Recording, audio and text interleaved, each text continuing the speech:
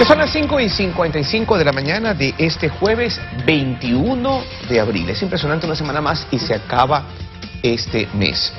Y aquí estamos, como todos los días, cargados de información y pese a lo mala que es, cargados de buena vibra para que usted se levante con ganas y emprenda en el cambio que necesitamos como país para salir adelante. Me acompaña, como todos los días, Valerie Villalba. Bienvenida y muy buenos días. ¿Qué tal, Luis? Amigos televidentes, ¿cómo están? Excelente mañana para todos. Así es, arrancamos de esta manera esta jornada informativa de este jueves y contándoles lamentablemente que con 10 disparos, un hombre fue asesinado en la cooperativa Los Mangles, esto en el sector del Guasmo Norte. Según información obtenida por la Policía Nacional, el sujeto habría sido embarcado a la fuerza a una tricimoto en la ciudad de Los Esteros y fue llevado mediante amenazas al lugar donde finalmente fue asesinado. El cadáver de la víctima quedó en medio de la calle y cerca de él los 10 indicios balísticos que fueron levantados por los agentes de criminalística. Se observa que existiría indicios de violencia, como son varios indicios balísticos en el lugar. El ciudadano es un ciudadano mayor de edad, de 22 años. Se conoció que el hombre abatido habitaba en la ciudad de Los Esteros sur de Guayaquil. Fue embarcado a la fuerza en una tricimoto y lo llevaron hasta una de las cooperativas del Guasmo Norte. Durante el recorrido habría sido torturado y finalmente lo acribillaron. En medio del suceso, otra persona resultó herida. Una motocicleta se habría retirado de acá del lugar de manera intempestiva y tendría 2 ocupantes. Es la información que tenemos.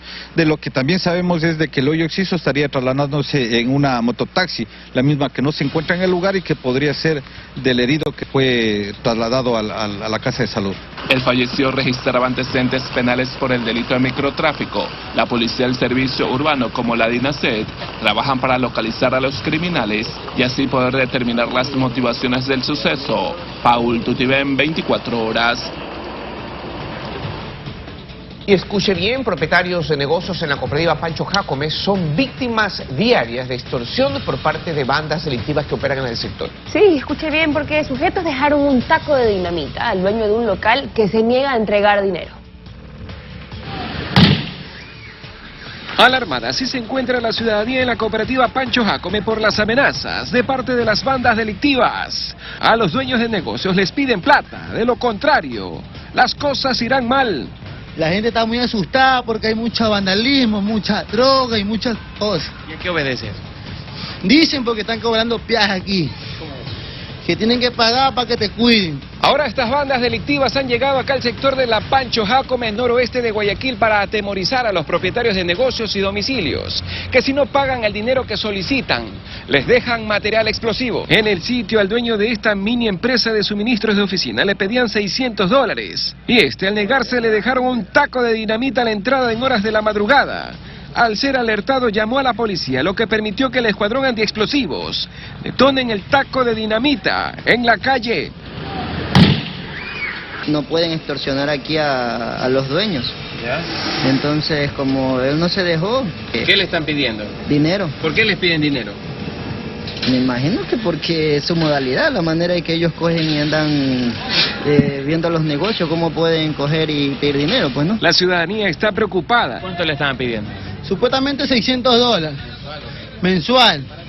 Esa es la vacuna que hay que pagar el patrón para que no te roben, dice. Nadie está dispuesta a pagar a estas bandas, por lo que piden se asignen personal de inteligencia de la policía para dar con los cabecillas. Alex Vargas, 24 horas.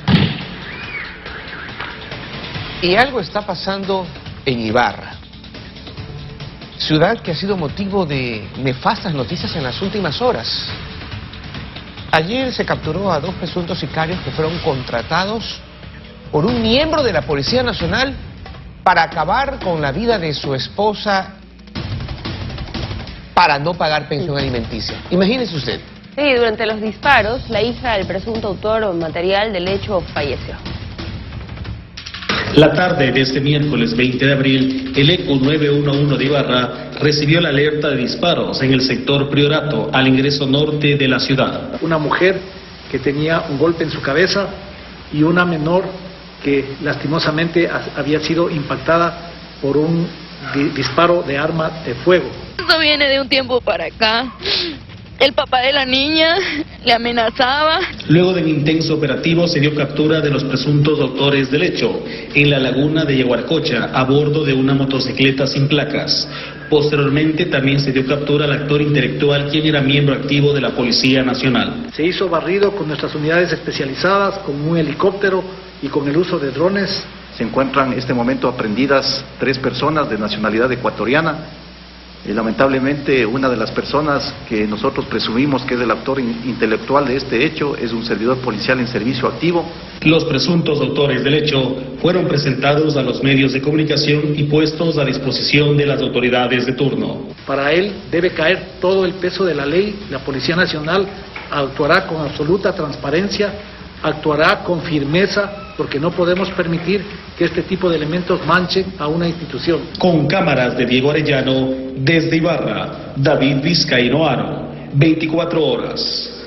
Hay tantas cosas que analizar en ese tema, Luis. Por un lado, ¿qué tienes que tener en tu cerebro y en tu corazón? Primero, para empezar a no pagar la pensión alimenticia. Pero bueno, eso se ve en todo el país, es inevitable.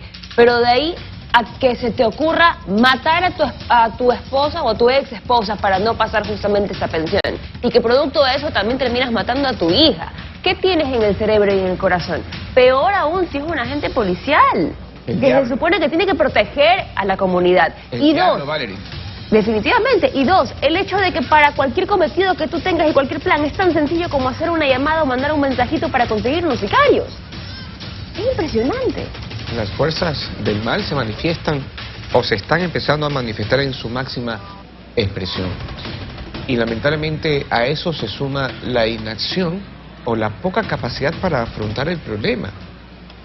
Cuando somos testigos en otros países de cómo las autoridades han tomado el toro por los cuernos y han impuesto Estado, han impuesto el orden, han impuesto la vida. Esta es la gran pata torcida de este gobierno, y por el hastío que está generando en la comunidad creo que le va a ir muy mal si no da una respuesta contundente a las necesidades de volver a la paz y la tranquilidad que tenemos. Ha sido así hace 15 años, por si acaso no digan los otros, es que cuando estaba fulano no era. No, sí, era igualito. Las circunstancias eran diferentes. Es más, hasta son culpables ellos porque se enconchavaron pues con los mafiosos, con los pandilleros, en un supuesto plan de paz para terminar en estas consecuencias. Pero la inacción de este gobierno es un hecho real y contundente. Son las 6:03 de la mañana. Y hasta el Hospital Guayaquil deberá ser trasladado Junior Roldán, luego de que un juez le concediera parcialmente un habeas corpus, quien pretende salir de la cárcel mediante este recurso. Sí, hacemos contacto a esta hora de la mañana con Vanessa Robles, quien nos cuenta más detalles a esta hora. Por favor, Vanessa, buen día. Buenos días, Valerie, Luis Antonio, amigos televidentes, son las 6 de la mañana con 3 minutos y sí, estamos acá en el suburbio porque en las próximas horas deberá llegar Junior Roldán, conocido como alias Junior o JR, luego de que el juez de garantías penitenciarias, Pedro Moreira, concediera este habeas corpus parcial, así lo denominó, ya que si bien el sentenciado habría solicitado ir hasta su casa a través de un abogado, pues lo van a trasladar hasta acá para que sea revisado, argumentando que el penal en el que se encuentra, es decir, en la cárcel regional, no tiene las condiciones necesarias para atender su estado de salud. Este habeas corpus parcial es el que habilita el traslado hasta esta casa de salud. La solicitud fue hecha por el abogado Miguel Miranda, argumentando lo que les mencionaba, que el PPL está enfermo, que dentro de la regional no está recibiendo una adecuada atención médica y piden que lo traslade. Un PPL que tiene procesos en su contra, como 2 sentencias de 22 años de cárcel por asesinato, delincuencia organizada, ingresos de artículos prohibidos a centros de privación de libertad, daño a bien ajeno, delincuencia organizada, intimidad, incluso hasta es señalado como uno de los responsables de las masacres dentro de la penitenciaría.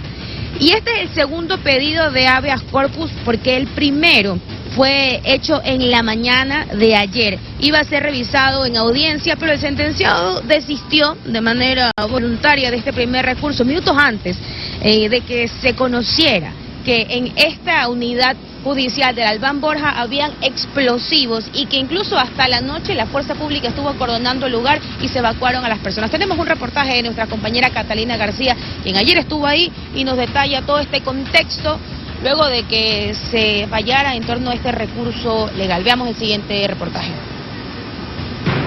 Junior Roldán Paredes, alias JR, es el segundo al mando de la estructura criminal Los Choneros. Este sujeto, considerado como el más sanguinario y peligroso del grupo, buscaba la libertad mediante un recurso de habeas corpus, aduciendo problemas de salud y falta de atención médica en la cárcel regional, donde así celebró su cumpleaños, toda una fiesta dentro del penal. JR además tiene junto a Adolfo Macías Villamar, alias Fito, líder de la organización criminal, un espacio dentro de la cárcel para ejercitarse. Así lo mostró la Policía Nacional en la última requisa en la cárcel regional, donde encontraron televisores, botellas de licor y hasta un altar de la muerte. Tras la matanza del pasado 23 de febrero de 2021.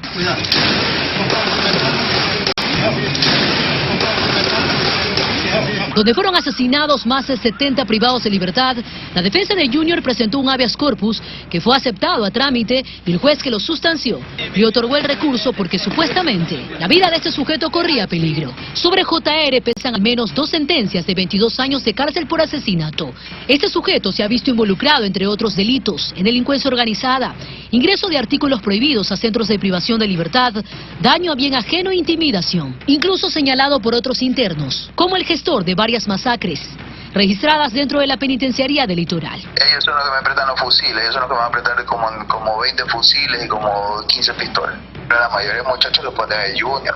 JR es el creador del grupo delictivo Los Águilas, aliados a los choneros, tal como se muestra en este mural pintado en la cárcel. También a Junior se lo ha identificado como quien dirige el brazo armado de los Chone Killers, después del asesinato de Jorge Luis Zambrano, alias Rasquiña, o también conocido como JL. El liderazgo de la banda de los choneros entró en disputa. Adolfo Macías Villamar, alias Fito, y Junior Roldán Paredes, alias JR Junior, quedaron como las figuras más visibles de su organización criminal. Junior Roldán Paredes tendría el control de una parte de Guayas, pues a Fito se le atribuyen sus nexos en Manabí. Alias Junior, en el Triunfo, ubicado en la provincia del Guayas, era conocido en los barrios populares. Su rostro incluso estaba pintado en murales de sectores periféricos. El reciente asesinato de una familia en Esmeraldas fue atribuido a Roldán, quien habría dado la orden de ejecutar a 2 miembros de los Tiguerones y sus allegados, incluidos una madre con su hijo. El abogado de JR pidió este miércoles la suspensión de la audiencia de habeas corpus, prevista para las 8:40 de la mañana. La audiencia quedó para las 3 de la tarde. Inicialmente el juez Osvaldo Dávila iba a llevar la audiencia. Este juez, en noviembre de 2021, le dio la libertad al líder de los Tiguerones, Alex Salazar Villamar, por presuntamente haber cumplido íntegramente los requisitos solicitados por la ley. Luego, en horas de la tarde, se conoció que el juez Pedro Moreira negó el habeas corpus solicitado para JR. Catalina García, 24 horas. Y las reacciones no se han hecho esperar también desde la Corte Provincial de Guayas, asegurando que prácticamente hay un respaldo total al pedido de la Corte Nacional para que esta Corte Constitucional emita jurisprudencia al respecto y que es urgente que la Asamblea emprenda una reforma inmediata a la Ley Orgánica de Garantías Jurisdiccionales en cuanto al procedimiento de estas garantías. ¿Y por qué? Porque resulta que el artículo 89 de la Constitución, ¿qué es lo que determina? Que para poder acceder a este recurso legal, una persona se debe comprobar que el recluido pues ha sido presa de tortura, de trato cruel o que se encuentra recluido de una manera ilegítima, pero luego de haber reseñado todas las sentencias y los procesos en los que estaría involucrado alias JR, estas acciones de los operadores de justicia hace que la ciudadanía pierda la confianza, nos han comentado algunos juristas. Esta es la información que se genera a esta hora desde el suburbio de Guayaquil, luego de este habeas corpus parcial concedido a favor de JR, que prácticamente lo habilita a llegar hasta acá y que sea tratado por su estado de salud, que es lo que argumenta su abogado, y que esta atención adecuada no se la permite dentro del penal en el que se encuentra recluido, que es en la cárcel regional. A esta hora no hay tanto movimiento, no podremos mencionar que ya hay acá, si podemos apreciar en este instante el ambiente en los exteriores del Hospital Abel Gilbert Pontón, o conocido como Hospital Guayaquil, pero estamos acá atentos para cuando sea la llegada o el traslado del sentenciado que tiene varios procesos en su contra y que es el segundo al mando de la estructura criminal de la banda de los choneros. Esa es la información a esta hora de la mañana, amigos televidentes, compañeros en estudios, estamos pendientes para contarles toda esta diligencia. Ustedes tienen más allá en estudios. Buenos días. Gracias, Vanessa, por la información. Lo que vivimos es la consecuencia de haber aprobado esa constitución leonina en Montecristi. Porque no es nada raro que en el análisis nos encontremos con que el juez actuó con legalidad por mucho antecedente que haya tenido o por mucho juez preferido por los pillos para este tipo de truculerías. Pero nuestra sociedad, toda sociedad, se desarrolla en base a los antecedentes.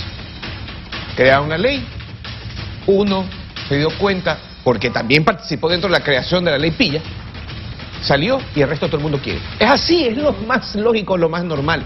Este es el inicio. Mañana, pasado mañana, veremos la cantidad de pillos de alto calibre acogerse al habeas corpus. Y en nuestra sociedad desorientada, conmocionada frente al hecho, sencillamente deberá callar porque así lo dice esa ley. Ahora entendemos que el problema es la ley. La hicieron para ellos. En realidad, señores, no es ni más ni menos que esto. Proyectaron lo que pasaba porque sabían en lo que andaban e hicieron la ley a su medida. Ahí está, la sociedad pagando las consecuencias de los tiempos oscuros en los que algunos, mea culpa hay que hacer, aplaudimos en algún momento porque representaba el cambio. Esa es la verdad.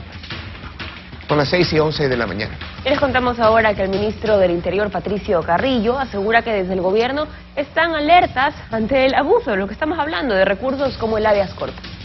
Juristas consideran que se debe delimitar el sistema de garantías jurisdiccionales, pues afirman se han producido graves distorsiones como las que hemos visto en los últimos días. Ley hecha a la medida de ellos y ahora aprovechándose de esa circunstancia. Pero hay un problema, no se trata de actuar con sentido común. En este país y en todo país democrático hay que actuar de acuerdo a la ley. Entonces lo que hay que cambiar es la ley. La ley. El habeas corpus obtenido por el ex vicepresidente Jorge Glass, o la solicitud de este recurso que han hecho el ex ministro Carlos Pareja Llanuselli y hasta el mismo alias Junior Cabecilla de los Choneros, pone sobre la mesa del debate los alcances de las garantías jurisdiccionales.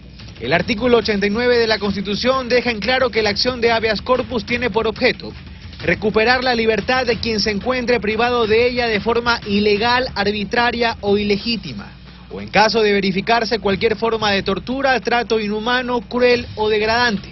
Está claro, pero recientes antecedentes evidencian que en los tribunales cualquier cosa puede pasar. Pamela Aguirre Castro es constitucionalista. Se han dado un mal uso, es cierto, y se ha abusado de estos mecanismos de protección. El exfiscal del Guayas, Antonio Gagliardo, coincide. Cree que el abuso de este tipo de recursos profundiza la desconfianza que hoy existe en la justicia. Y más aún que por esta vía se dejen al traste las investigaciones, el trabajo de la Fiscalía, de la Policía y la seguridad de los ciudadanos. O sea, todos los ciudadanos ya estamos cansados de este tipo de resoluciones. No es un tema menor. Desde el propio gobierno se han encendido las alertas. Se ha pedido poner atención a las actuaciones de la justicia. Me parece que ya hay un abuso de las medidas jurisdiccionales. Al SNAI se le ha dado las alertas para que en estas audiencias ejerzan la acción del gobierno y evitar que exista esta discriminación en cuanto al otorgamiento de habeas corpus. Aguirre cree que es necesario delimitar los alcances de la acción de habeas corpus, pero también de las medidas cautelares y de las acciones de protección, recursos a los que desde la política se ha echado mano en más de una ocasión. En Guayaquil, Carlos Acoto, 24 horas. Y este problema definitivamente que aqueja es esta desunión tal vez o esta descoordinación, porque si uno se fija, por ejemplo, en las vías, qué es lo que pasa en las calles, todo el mundo hace lo que le da la gana y las autoridades no están lamentablemente controlando. Eso es justamente lo que les queremos presentar en el siguiente reportaje. La inseguridad y descontrol en las calles del país es evidente y el panorama recrudece más con cada día que pasa. Darse cuenta de ello no es difícil. Tomemos solo algunos ejemplos. En redes sociales circuló este video de motociclistas enmascarados recorriendo las calles de Quevedo con armas en mano. La policía aseguró que es un video del año anterior, que el arma es falsa y que un grupo de policías acompañó este recorrido. Pero, ¿cómo la policía permitió un acto así? Con dos hombres en una misma moto. sin rostro que los identifique y con un arma.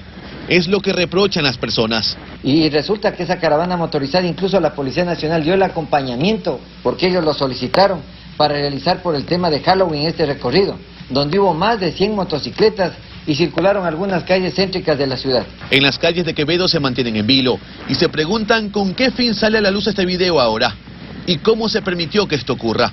Pero esto no solo pasa en esa ciudad. Este video es de Guayaquil. Más motociclistas, esta vez dentro del túnel, causando alboroto. Una mujer incluso está subida en la parte exterior de un vehículo en movimiento. No hay control. El ministro del Interior, Patricio Carrillo, ha asegurado que la policía está desbordada por la cantidad de funciones que tiene que cumplir. Y es que si bien es cierto hay puntos en que la policía queda debiendo, las otras instituciones no muestran un mejor papel. Retomemos el video de los motociclistas en Guayaquil. No existe un solo representante de alguna institución de control que lo pare. Dice que iban a poner una persona en moto y usted vea cómo anda gente en moto. Sigamos en el puerto principal. Este noticiero ya abordó en entregas anteriores la falta de vigilancia en materia de tránsito por la noche, horas en que no se observa un solo operativo. Casi un año cogiendo el bus aquí, pero no veo de noche ningún ATM por aquí. Temprano paran aquí, en horas de tráfico, de ahí a esta hora no. Ni hablar de la circulación de autos sin placa en Guayaquil, el pan de cada día. Porque usted sabe que los sin placa utilizan para diferentes casos ya a nivel de delincuencia. Una policía que no da abasto y más instituciones de control que no ejercen un papel efectivo. Es la realidad que se vive en Guayaquil y en el resto del país. Y de ahí los resultados. Aquella vieja frase que dice tierra de nadie es cada vez más real. Y la delincuencia también lo sabe. Luis Alfredo Zúñiga, 24 horas. Es así, lamentablemente. Es triste reconocerlo, pero en estos momentos es tierra de nadie. O no, más bien no es tierra de nadie. Es tierra de los delincuentes. Es tierra de los que ya se han adueñado prácticamente de todo, porque saben que no hay autoridad que ponga ese orden que tanto se necesita y que tanto se ha pedido y que tanto se sigue pidiendo, pero que hasta la fecha no hay una sola acción, señores, desde lo más mínimo, desde el conductor que decide pasarse la luz roja o decide coimar a un agente de tránsito, hasta el asesino, hasta el sicario que se va a adueñar ahí y empieza a matar a diestra y siniestra para acaparar otro punto para la droga. ¿En qué estamos, en qué país nos estamos convirtiendo? Valeria, tú tienes mucha razón en el asunto, que pasa definitivamente por la incapacidad de nuestras autoridades para reaccionar. Y mal está que lo diga, porque las comparaciones son odiosas y a veces no cuadran en la idea o en el contexto del hecho.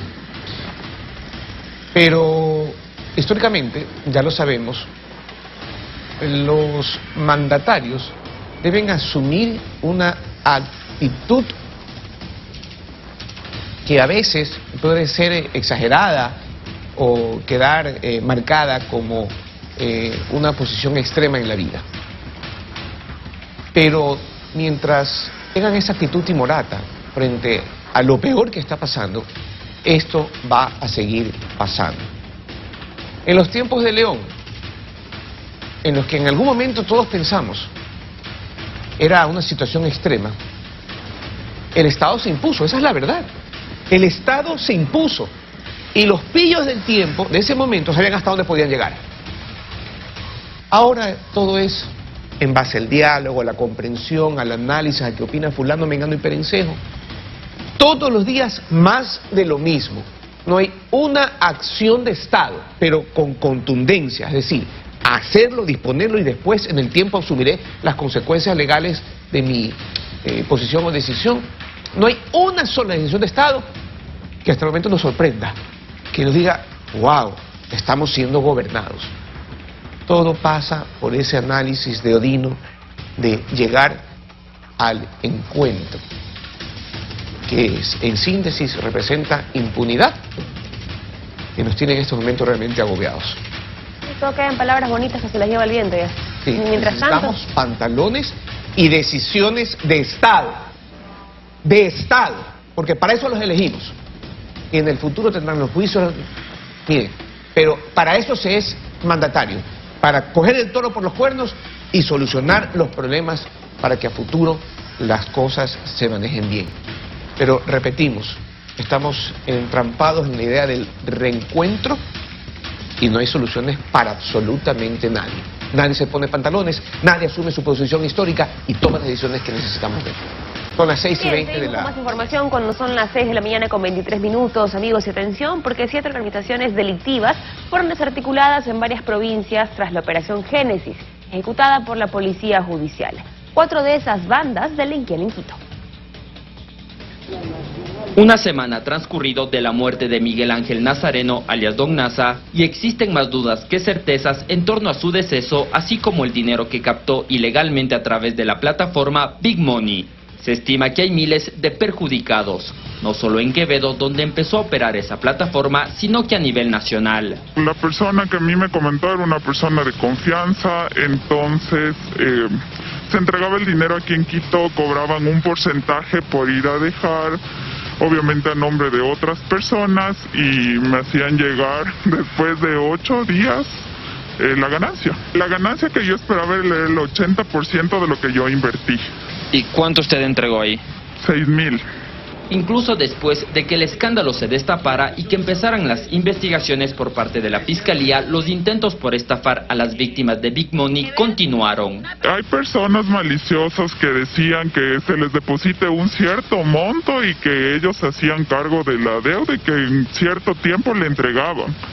Pero eso no era cierto, era más de estafa. Ella ha perdido toda esperanza de recuperar su dinero y más con la muerte de Don Nasa. Para el experto Santiago Acurio, las personas que entregaron su dinero podían aspirar a una reparación integral tras un proceso penal, pero ahora esa posibilidad se ha desvanecido. Como el señor Nazareno falleció, eso extinguió la acción penal. Por tanto, al extinguirse la acción penal ya no se puede generar, en este caso, una reparación integral a nivel penal. Explica que de todas formas era muy complicado que se les devolviera el dinero una vez que este caso se conociera en junio del año pasado. Como era un tema que era una captación ilegal de dinero, no tenía un respaldo legal, ¿no es cierto? No eran inversiones que estaban garantizadas, entonces eso hace un poco más complicado el poder recuperar estos dineros, porque no se sabe a ciencia cierta qué pasó. Son como 10 millones de dólares que supuestamente es lo que ha captado esta plataforma. La pregunta que ahora surge es justamente qué habrá sucedido con todo ese dinero captado ilegalmente.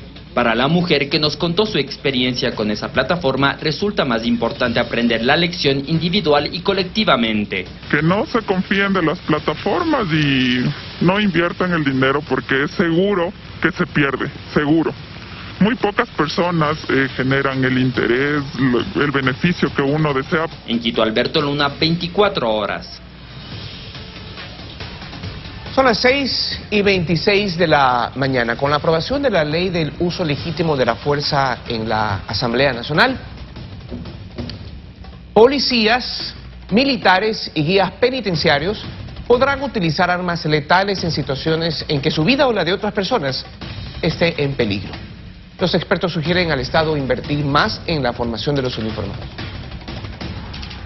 Para finales de mayo espera la Comisión de Seguridad de la Asamblea Nacional que el país ya pueda contar con una ley para el uso legítimo de la fuerza. Esto luego de que sea tratada en segundo debate y aprobada en el Parlamento. La propuesta se centra en que la policía, las Fuerzas Armadas e incluso el Cuerpo de Seguridad Penitenciaria puedan usar armas letales con mayor facilidad. Algo importante y vital a criterio de Mario Pazmiño, consultor internacional en defensa y seguridad, considerando el alarmante incremento de la criminalidad. Para garantizar que las diferentes instituciones puedan utilizar esa fuerza en la protección de los derechos y libertades de los ciudadanos. Pero la normativa establece niveles para que haya progresividad en el uso de la fuerza. Señala que lo primero es la presencia, el que el policía, militar o guía esté físicamente en el lugar de los hechos. La segunda instancia implica establecer contacto visual. La tercera, verbalizar. La cuarta, el control físico. Y la quinta es la utilización de técnicas defensivas no letales, que es el punto máximo al que debería llegarse. El ejercicio aquí detrás de todo esto de reflexión es cómo la policía debe hacer su trabajo en materia de prevención del delito y control del delito con el menor número de bajas, tanto civiles y de número de efectivos policiales. Como sexto y último nivel aparece el uso de la fuerza con potencia letal, y esto aplica solo cuando las medidas menos letales hayan resultado insuficientes. Defensa propia del uniformado, porque hay peligro de muerte o lesiones graves, con el propósito de evitar el cometimiento de un delito que signifique una seria amenaza para la vida de otras personas. Bien, cuando se va a detener a alguien peligroso que ponga resistencia o quiera fugarse. Son todas situaciones situaciones que deberán ser valoradas en el momento por los uniformados, resalta Pazmiño. Se tiene que establecer un reglamento claramente definido sobre cada uno de los procesos que se tiene que seguir para determinar con exactitud por parte del miembro de la fuerza pública en qué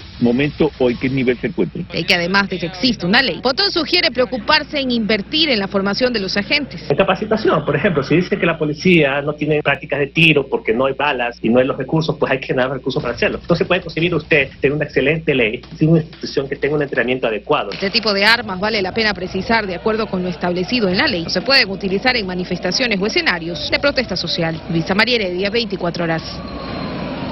Pasamos a revisar otro tema, amigos, porque la ministra de Salud, Jimena Garzón, posesionó al nuevo gerente del Hospital Francisco de Icaza, Bustamante. Él se encargará de ejercer un control estricto para garantizar que todos los medicamentos que les sean recetados a los pacientes sean oportunamente entregados. Una vez más. El Hospital Francisco de Icaza Bustamante tiene nuevo gerente. Se trata del doctor Juan Carlos Sánchez, quien llega, dijo la ministra de Salud, Jimena Garzón, para ejercer un estricto control que permita garantizar que todos los medicamentos que sean recetados a los pacientes se entreguen. Las veces que sea necesario, muestre los documentos donde se evidencien las compras de medicamentos y de insumos médicos realizadas, que se demuestre cómo este hospital se está abasteciendo. Pues insistió en que aquí en esta casa de salud sí hay fármacos e insumos. En el momento, el abastecimiento de medicamentos está en 42% y de dispositivos médicos del 41%. Si bien ha mejorado, no es suficiente. No es por falta de recursos. Nosotros tenemos el presupuesto para poder abastecer a este hospital. Necesitamos gente comprometida, que vengan a hacer lo que deben hacer, administrar, gerenciar un hospital. Por eso es que nosotros hemos cambiado autoridades. Es imposible que se pare un servicio por falta de un medicamento, por falta de un día de un medicamento. Se refiere a la intención de la anterior administración de suspender las cirugías por la falta de paracetamol intravenosa, que Garzón asegura en cuestión de horas se consiguió. Se actuó rápido, la coordinadora zonal consiguió la medicación, más de 1000 frascos de paracetamol líquido, y nunca se pararon las cirugías. Pero no puede haber ni siquiera la intención de parar un servicio en un hospital. Sobre los fármacos que forman parte de los tratamientos que requieren los pacientes con enfermedades catastróficas, como los niños con cáncer, la ministra reconoció que no están completos. Sabemos que existe esa deficiencia. Un equipo de planta central se encuentra justamente nuevamente trabajando aquí para poder garantizar y poder guiar para el abastecimiento pronto de estos medicamentos que son tan necesitados. Como avance, resaltó que 60 ítems más ya fueron adquiridos que próximamente llegarán. Luisa María Heredia, 24 horas.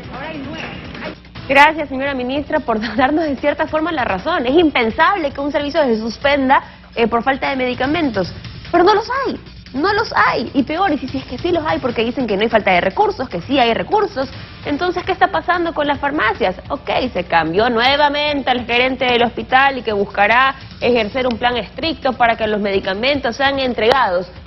Cada vez que cambian de gerente se viene diciendo lo mismo, y lamentablemente no pasa nada, y los afectados, una vez más, vemos y repetimos, son los pacientes que no pueden ser atendidos como tienen que ser, que tienen que ir a buscar medicamentos en las farmacias que están afuera y que lamentablemente por su desesperación seguramente no leen la caja y no ven que ya el medicamento está caducado, lo cual también pone en peligro al mismo paciente.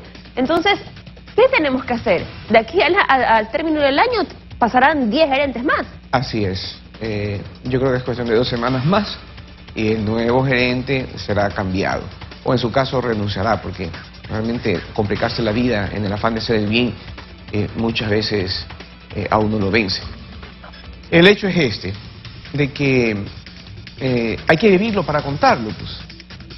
Repito, y no creo que sea descabellado ni antioperativo que la misma ministra, el subdirector, el director, vayan y se sienten ahí, hagan oficina ahí. A ver, voy a ver cómo está la cosa. Y ahí es el proceso. ¿Ah? Que dicen que es el proceso, que es muy engorroso y que demora y que por eso no pueden entregar. Vaya para allá. Vaya con 5 militares de escoltas, 5 policías más parados en cada esquina del hospital, que sean los ojos secos y la voz al oído, y empezar a tomar decisiones. ¿Cuál es el problema? Que la estructura del Estado está tan bien hecha para que un sujeto que tiene nombramiento no sea votado prácticamente nunca. Nos morimos nosotros y no lo votan, no lo pueden votar. Pero ya esto fue demasiado. Ya rebasó el límite de la tolerancia. Entonces, como en todo en este país, a tomar decisiones de Estado. Decisiones de Estado. ¿Ustedes se acuerdan en la época de sus ídolos, cuando votó a todo el mundo en el IES? Mal que lo diga, pero esa es una decisión de Estado, por supuesto. Fue para sacar a los que reclamaban y poner a los suyos. Por eso es que las cosas resultaron mal. Pero si en verdad hay un deseo de cambiar las cosas, señores, a la patada. Ya no hay más, no hay otra. Y es horrible tener que decirlo como periodista y una persona que tiene convicciones democráticas, pero yo me siento muy democrático. Pero, ¿qué más tenemos que hacer? ¿Qué más hay que hacer? ¿Por qué camino se debe coger? El camino del ámbito de la ley. Está bien, pero ya sabemos que hasta que la ley llegue o aterrice en la idea de hacer el bien, esto nos come vivitos. No está de mal que no vayan de visita, sino que vayan a hacer oficina allá, a hacer ejecutividad allá y a tomar decisiones con todo el respaldo del Estado y asumir las consecuencias históricas de haber sido funcionario de Estado en los juicios que vendrán después. Que ahí estaremos nosotros para apoyarlos y sacarlos. Pero a patear el tablero, señores, no hay de otra. A patear el tablero. Son las 6:34 de la mañana. Y seguimos hablando de problemas en el sistema de salud, pero en este caso del IES, porque 400 prestadores del servicio de limpieza del hospital IES Ceibos se ven afectados por 8 meses de sueldo impagos. Ayer se tomaron las oficinas administrativas de ese hospital pidiendo respuesta. Nuevamente prestadores de servicios impagos. Este miércoles vimos en los exteriores del hospital IES de los Ceibos a personal policial custodiando la casa de salud. Y es que más temprano esto había ocurrido. Prestadores del servicio de limpieza se tomaron las oficinas de administración ante una deuda mantenida con ellos desde agosto de 2021 y hasta la fecha son 8 meses impagos por el trabajo realizado. Exigían lo justo, poder recibir el dinero de sus haberes y hablar con la directora de este hospital. Desde el 23 de agosto se hizo una extensión al contrato a 400 personas, pertenecientes a 12 asociaciones de la economía social y solidaria encargadas de la limpieza, pero no han recibido pago alguno. Luego de esta manifestación se reunieron con personal del Departamento de Servicios Generales, en donde, en palabras de los mismos afectados, no les dieron una respuesta clara sobre este pendiente. A esta redacción se indicó que se de salud sobre el tema. Por lo pronto, estos ex trabajadores del hospital IES Ceibos no descartan volver a reunirse en esta misma casa de salud, a la espera de una respuesta. Valery Villalba, 24 horas. Y nos vamos a exteriores cuando son las 6:36 de la mañana. Escuche bien, los habitantes del Cristo de Consuelo, sector Cisne 2, piden la reparación de las luminarias en los alrededores del área recreativa. Sí, hacemos contacto hasta ahora con Alex Vargas para que nos cuente más detalles al respecto. Alex, ¿cómo estás? Buen día, cuéntanos. ¿Qué tal? Qué gusto, buenos días. Sorprendido, al menos cuando llegamos aquí, debe ser 2 o 3 luminarias. Yo me quedé sorprendido. Venga para acá, mi estimada amiga. Estamos junto al estero El Palanqueado, un nombre medio raro aquí en este sector del Cisne 2 del Cristo del Consuelo. ¿Cuántas luminarias usted se ha tomado la molestia? Mira, aquí vienen a hacer ejercicio todas las mañanas, pero en las noches no pueden hacer ejercicio. ¿Por qué? ¿Y cuántas luminarias están dañadas? Porque esto está totalmente oscuro y hay más o menos de donde yo he grabado como 20 luminarias. ¿20? Pero no he contado más allá porque hay más que están oscuros. Allá no se arriesga a ir más allá por la inseguridad. Sí, ahí hay parque, ahí está oscuro. Oye, ¿y a quiénes usted ha acudido para que le vengan a reparar? Hemos visto un código ahí, si nuestro compañero Eddie Robalino, eso le compete a CENEL. ¿Qué le dijeron los de CENEL? Que no le competía eso. Mandé solicitud al municipio, el municipio, mire, aquí tengo la solicitud y me sale que no, que tampoco no le compete. ¿Y si no, a quién?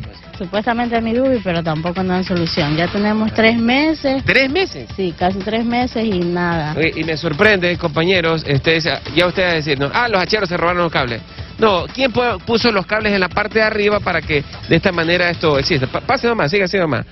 CENEL. Sí, entonces son ellos, pues. Ya se habían robado antes el cable y los pusieron por arriba por lo mismo, pero igual siguen dañados. El daño de las luces LED. 20 luminarias según lo que usted ha contado. Ahí está la numeración 04192460. Aquí está, y acá otro poste, mire. Ahí enfóqueme ahí, mi estimado David. 04192461. Y ahí está CENEL, pero esto es ya otro alumbrado público, pero en lo que respecta al área recreativa donde muchas personas vienen a hacer ejercicio. ¿Usted hace ejercicio en la noche, mi señora? Buenos días. Buenos días. No, papá, no. ¿Por qué? Mañana, porque no veo bien. Ah, ya no ves bien, mira, está oscuro, pues mire. Muchas personas, mire, allá al fondo están haciendo ejercicio, ¿ah? Un área, por favor, que deben de coordinar a más de CENEL, la Dirección de Áreas Verdes del municipio de Guayaquil, si le compete, porque sabemos que en su debido momento esto vino del Midubi, ¿no? Y lo puso muy bonito. Venga para acá para que me cuente, mi amigo. Buenos días. Aquí hay mucho descuido de parte del municipio, de la persona encargada de este parque. Ustedes también, pues. Nosotros cogemos entre nosotros, pero a veces falta más manos. Y esto es descuido tanto de la luz como la parte... Correcto. Entonces, ¿a ustedes les gustaría coordinar con la Dirección de Áreas Verdes del municipio para saber qué cortar, cómo cortar y las herramientas para que esto quede bonito? Para un parque, mira, ahí tenemos una máquina de hacer ejercicio, están deterioradas, se dañan, se las llevan los hacheros, entonces eso es lo que queremos, que nos vengan a ayudar, que nosotros estamos abandonados. Ya 3 meses que no tenemos luz, casi en este parque lineal. Pagamos impuestos para el luminario público y no tenemos acción, no tenemos respuesta. ¿Qué dice usted? Ellos cumplidamente cobran la luz de la adolescente, pero aquí hay peligro, ya han robado, aquí han venido taxistas y le han robado. Se aprovechan porque está oscuro. Se aprovechan de la oscuridad. Hace poco veíamos ese que nos hacía ojitos el de arriba, pero bueno, reiteramos aquí en la 15 y la F, junto al estero El Palanqueado, Cisne 2 del Cristo del Consuelo, vamos a coordinar acciones para que CENEL venga y por supuesto reparen cerca de 20 luminarias, algo que debe prestar la debida atención porque mucha gente, como veíamos, si viene a hacer ejercicio aquí en este sector de Guayaquil.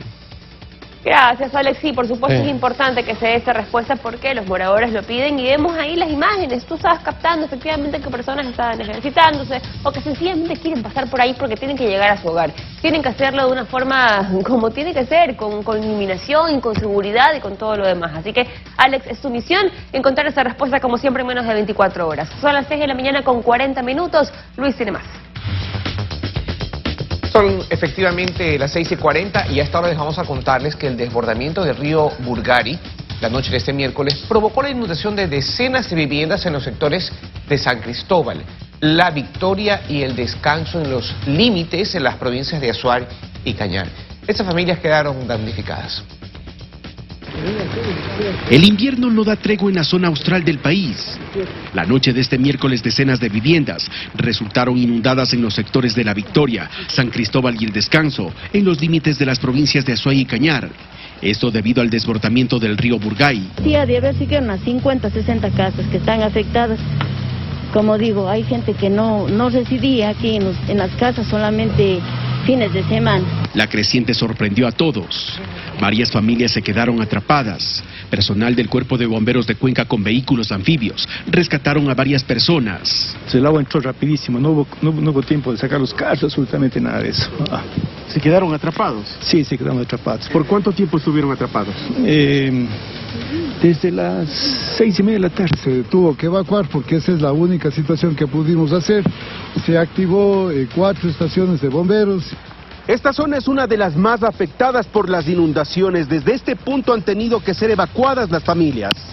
La gente se resistía a perderlo todo. Algunos electrodomésticos, ropa, enseres e incluso animales de corral fueron rescatados.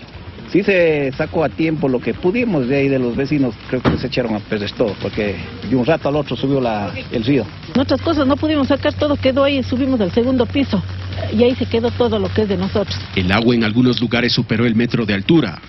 En tanto río arriba en la ciudad de Azogues, varios puentes resultaron afectados. Por todo esto, su alcalde no descarta declarar la emergencia en la ciudad.